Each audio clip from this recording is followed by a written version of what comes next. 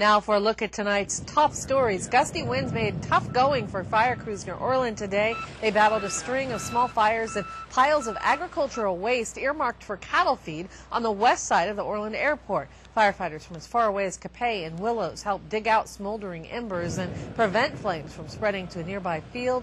Crews are keeping a close eye on the fire, saying it has the potential to burn for days. Fire crews are also battling a fire near Skyway at Lookout Point in Paradise. That's threatening a new housing development. We have a crew on the scene and will bring you the latest information as it becomes available. Chico police say every summer homelessness becomes a bigger problem in the city. That's why the department's target team, along with code enforcement and public works, conducted a sweep today. Officers made 4 arrests and cited or warned several people who were camping illegally. Those arrested had warrants for other crimes and were taken to the Butte County Jail. All have been previously warned to no longer camp in this area. The Shasta District Fair started its annual 5-day run in Anderson today. There you'll find lawnmower races, exhibits, a demolition derby, pig racing, food competitions, clowns, a hypnotist, and much more. Today only, admission is free for kids 12 and under. Tomorrow, anyone over 62 gets in for free. Gates open at 11 a.m. Admission $7 for adults, $5 for children over 5. North State farmers have to deal with a lot of challenges, among them the rising costs of operating their businesses. And if proposed rate hikes by PG&E take effect, it threatens to put some of them out of business. Action News reporter Derek Demo spoke with some growers today who say they shouldn't be part of the utility's latest cash crop. Enough is enough. The farmers have been hit by rate increases every year. We don't need to continue to raise it by 10% this year and another 10% next year. Chico walnut farmer Jeff Kripe, like many California farmers, is fed up with PG&E rate increases. PG&E has increased the rates fairly steadily over the last 5 years or so anyway, and I'm paying almost double now from what I was paying for my electricity on my irrigation pumps in 2005. Now that amount is expected to rise again. During a recent CPUC hearing, North State farmers testified against a proposed double-digit rate increase in electricity and natural gas usage. Attorneys for the California Farm Bureau Federation say rates could increase between 13% and 19%.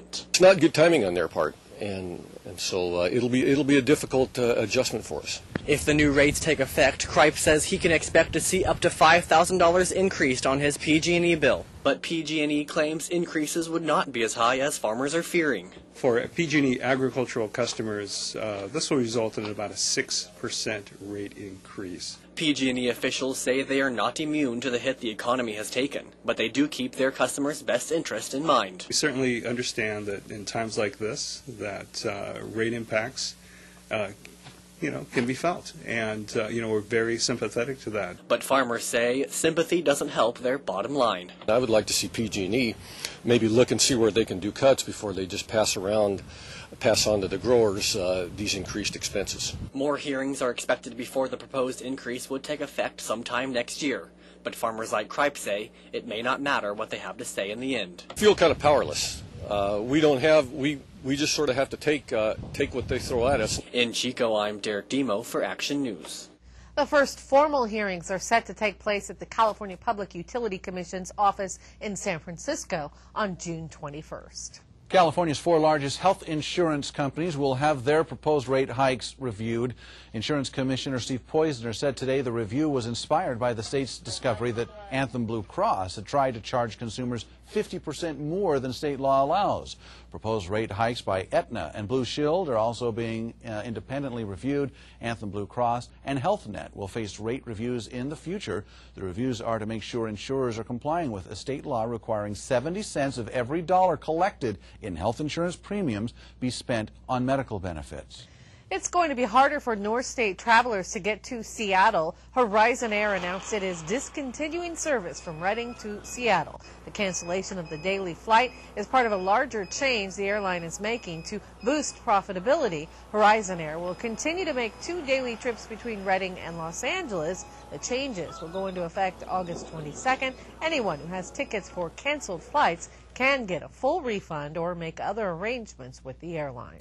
Turtle Bay has been given the go-ahead from the city of Redding to go ahead with its plans for a hotel. The city council voted 4-1 to change the cultural center's lease to allow a hotel on its 60-acre campus. The council vote does not mean the hotel has automatic approval. Turtle Bay still has to get the go-ahead from the Planning Commission. The hotel would be a nonprofit and would pay rent to a nonprofit organization. I think from the City Council's perspective, they applaud Turtle Bay's initiative and wish Turtle Bay well in its efforts. That could be a win-win, so to speak, for both for Turtle Bay, the community, and for the City of Reading from a tax perspective. Just to correct, the hotel itself would be a for-profit hotel. Turtle Bay plans to put a 3-story, 125-room, eco-friendly hotel on the strip of land between the Visitor Center parking lot and Paul Bunyan's Forest Camp. It looks as though Reading will be getting a Veterans Museum. The City Council unanimously approved a proposal to build a museum south of Reading's main airport terminal at Meadowview and Airport Roads. The $20 million museum will house military artifacts dating from the Civil War through the wars in Iraq and Afghanistan. Not only attract visitors, but help educate public and provide a resource for future generations for Veterans heritage in our area, the veteran heritage as part of our nation, and have something like that in the city of Reading is quite a resource. The city must now reach a formal lease agreement with the Northern California Veterans Museum and Heritage Center. Officials say this is just the first of many steps in the process, and it could be years before the museum is complete. As if submitting tax forms isn't tedious enough, the IRS just made sweeping changes to how all nonprofit organizations file annually. Action News reporter Britt Carlson attended a community meeting today educating North State nonprofits and their accountants on the new process.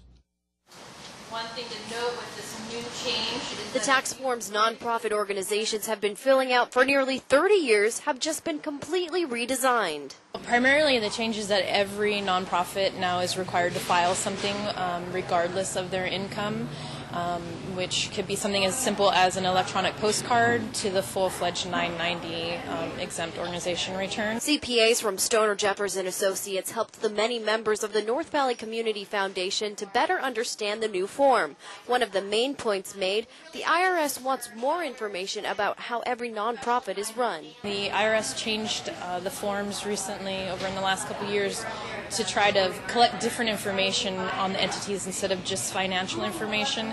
They want some more information on your governing board and the policies and what kind of activities that you're involved in. And if a nonprofit fails to file the proper tax form, they could face serious penalties, even losing their tax-exempt status. It will be more work for the generally overworked and underpaid nonprofit staff members. However, many are glad they have the opportunity to learn about the changes now instead of later. I find them real helpful for nonprofits, especially for people who aren't, really immersed professionally in a particular business, because our organization is mostly volunteers. So as these groups keep fighting for their many causes, they'll have to focus more attention on the new tax reporting requirements. In Chico for Action News, I'm Britt Carlson. For more information on the tax forms and what nonprofits need to know, log on to our website and click on news links or call the North Valley Community Foundation at 891-1150.